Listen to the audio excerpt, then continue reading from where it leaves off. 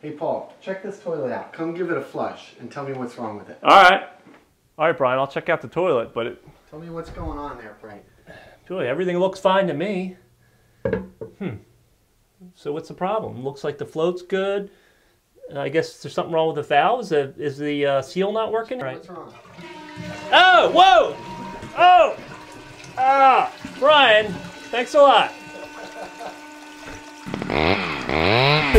Welcome to the Handyguys podcast, featuring answers to your questions and head-to-head tool challenges.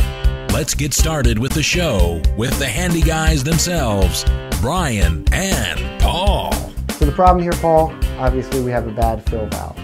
So we're going to go through a very simple replacement. It's going to require the most basic tools, and we'll just take it out. It won't take more than a few minutes, put a new one in, and everything should be good to go. So step one, Paul, is to take the rest of the water out of the tank. I've already shut the water off. What I'm going to do now is flush it and hold the handle down till all the water goes out.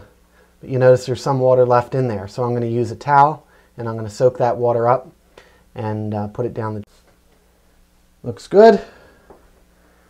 All right, so all the water's out. Most of it. I might get a few drops on the floor. Okay. The next step, I'm going to have to go get a wrench. I'm going to need a wrench to undo the nut that holds the fill valve on, so I'm going to go out in the garage and get that now. Okay, Paul, so now that the water's out, the first thing I'm going to do is take off the supply line nut. And you can just do that by hand? You can just do that by hand. Sometimes you might need to take a little wrench on it if it's there really tight, but it's got little wings on it, as you can see. You're going to have a little bit of water come out, but that's it. Above that is a nut that holds the old valve on. So I'm going to get a wrench on that nut, lefty-loosey. Right, so that's just like a plastic nut that goes over. Just a plastic nut. Perfect shot.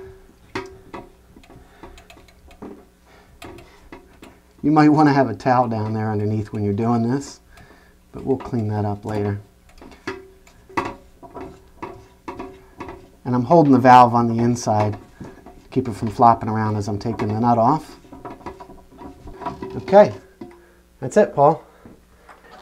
And we'll get the old one out of the package. What do we have here? All kinds of parts. Works together. That goes on the top. Yep. Right. Okay, so I got all my parts apart here, Paul. And I've got to separate the two washers here. That's what you do. Not enough of these fill valves. Always read the instructions. They didn't used to do that. Attach the cone washer and the shank washer. Makes it cheaper to manufacture. But I don't always. All right, Paul, I'm going to put the shank washer on to the bottom of the fill valve. Get my nut. Put that in place. Okay.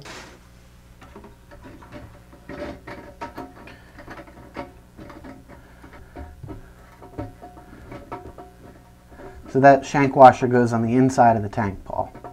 Right. And this one has little wings on the nut, so you don't need a wrench to tighten it. Oh, yeah. You can't really over tighten it. Okay. That part's done. Now I'm going to attach the tube here, and then there's a little doodad that holds the tube in place over the fill valve.